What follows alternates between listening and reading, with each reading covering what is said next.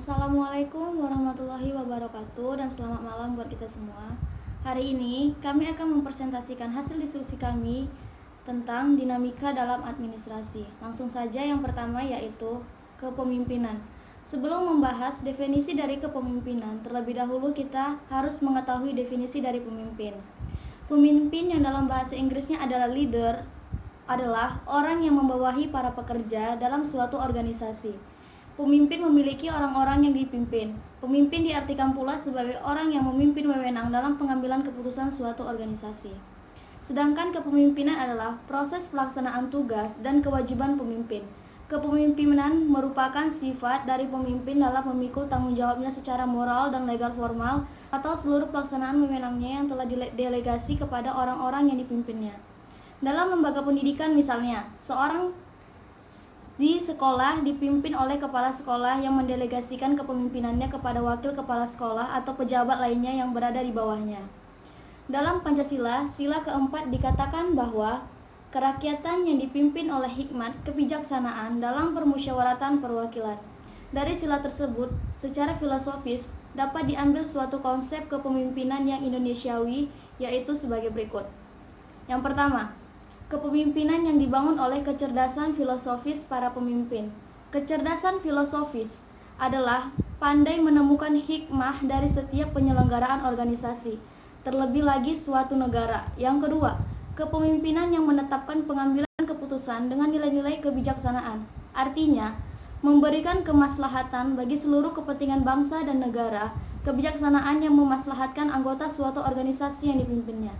Yang ketiga, kepemimpinan yang berprinsip pada nilai-nilai demokrasi, yaitu melaksanakan musyawarah dalam pengambilan keputusan dan tidak menganut kepemimpinan otoriter. Yang keempat, kepemimpinan yang pandai memilih wakil-wakilnya untuk diberi wewenang, tugas, dan kewajiban dalam menjalankan roda organisasi.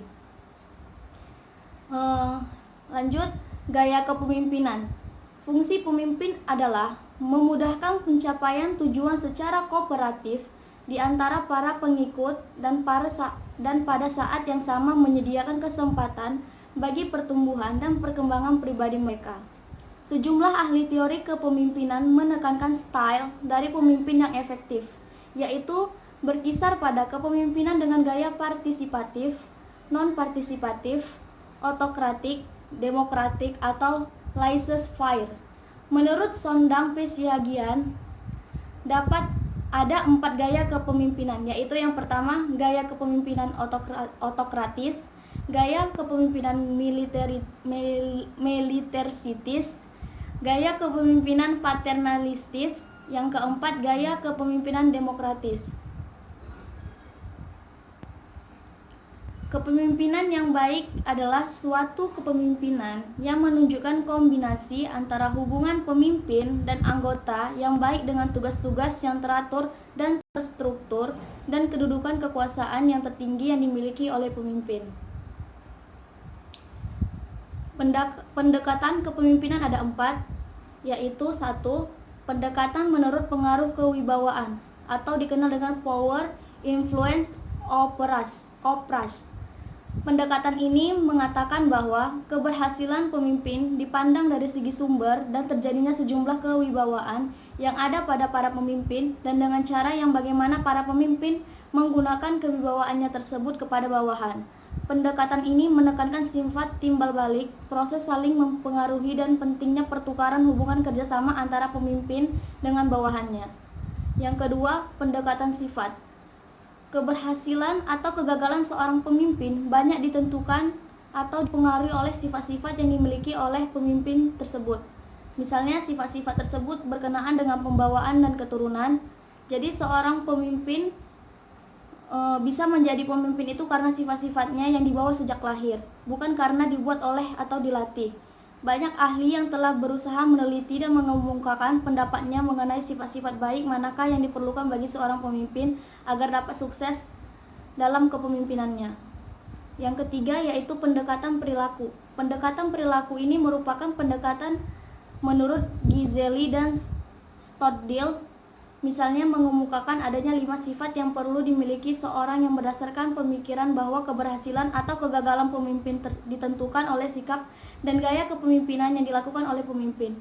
Sikap dan gaya kepemimpinan itu tampak dalam kegiatan sehari-hari, dalam hal bagaimana cara pemimpin itu memberikan perintah, memberi tugas dan mewenangnya, cara berkomunikasi, cara mendorong semangat kerja bawahan, cara memberi bimbingan dan pengawasan, cara membina disiplin kerja bawahan, cara menyelenggarakan dan memimpin rapat anggota, atau cara mengambil keputusan dan sebagainya. Yang terakhir yaitu pendekatan situasional. Pendekatan situasional biasa disebut dengan pendekatan kontingensi. Pendekatan ini didasarkan atas asumsi bahwa keberhasilan kepemimpinan suatu organisasi atau lembaga tidak hanya tergantung atau dipengaruhi oleh perilaku dan sifat-sifat pemimpin saja. Tiap organisasi atau lembaga memiliki ciri-ciri khusus dan yang unik. Bahkan organisasi atau lembaga yang sejenis pun akan menghadapi masalah yang berbeda karena lingkungan yang berbeda. Semangat, watak, dan situasi yang berbeda-beda ini harus dihadapi dengan perilaku kepemimpinan yang berbeda pula. Mungkin cukup sekian yang dapat saya sampaikan. Pembahasan selanjutnya akan dibahas oleh rekan saya. Terima kasih. Komunikasi. Komunikasi merupakan salah satu kegiatan yang sudah ada semenjak manusia hadir di muka bumi. Hubungan antara manusia terus bersinambungan karena adanya komunikasi. Komunikasi adalah alat untuk berinteraksi manusia demi memenuhi berbagai kebutuhan hidup dan mempertahankan kehidupan. Komunikasi merupakan format berbicara dalam kehidupan bermasyarakat yang keberadaannya sangat penting untuk kehidupan manusia baik individu ataupun sosial. Dinamika komunikasi memerlukan pengkajian secara mendalam, terutama dalam kehidupan masyarakat dan kehidupan berbangsa dan bernegara. Perbedaan pola dan model komunikasi menurut mahasiswa untuk memahaminya sesuai dengan perubahan zaman. Demikian pula, teori komunikasi yang dipelajari memahami secara mendalam tentang konsep komunikasi yang baik meskipun berkomunikasi merupakan pekerjaan sehari-hari dalam kehidupan. Oleh karena itu, salah satu tujuan buku ini adalah membekali mendalam pengetahuan tentang hakikat komunikasi, konsep dalam dinamika komunikasi, pengaruh sosial dalam komunikasi, komunikasi dalam komunikasi, pengambilan keputusan dalam komunikasi, konformitas, konflik, kontroversi dalam komunikasi, memimpin komunikasi diskusi, memimpin konsep konseling komunikasi, dan pembagian tim. Penyajiannya diawali pendahuluan, dinamika peradaban global, konsep dasar dinamika komunikasi, dinamika era teknologi komunikasi, dinamika ilmu komunikator, dinamika komunikasi intrapersonal, dinamika komunikasi interpersonal, dinamika komunikasi kelompok, dinamika komunikasi organisasi, dinamika komunikasi massa, dinamika komunikasi antar budaya. Selanjutnya dilanjutkan oleh teman saya. Keputusan dalam organisasi. Definisi, dalam keberlangsungan setiap kegiatan berorganisasi pasti akan menemui sebuah situasi di mana harus dilakukan sebuah atau lebih suatu pengambilan keputusan. Menurut para ahli, pengembalian keputusan merupakan proses pemilihan antara berbagai alternatif. School, Delbecq, dan Cumming 1970. Pengambilan keputusan adalah pemilihan di antara berbagai alternatif. Untuk dapat mengambil keputusan dengan baik, ada rangkaian proses pengambilan keputusan yang harus dilakukan. Berikut adalah langkah yang bijaksana untuk dilakukan sebelum mengambil keputusan berdasarkan pada konsep pengambilan keputusan itu sendiri.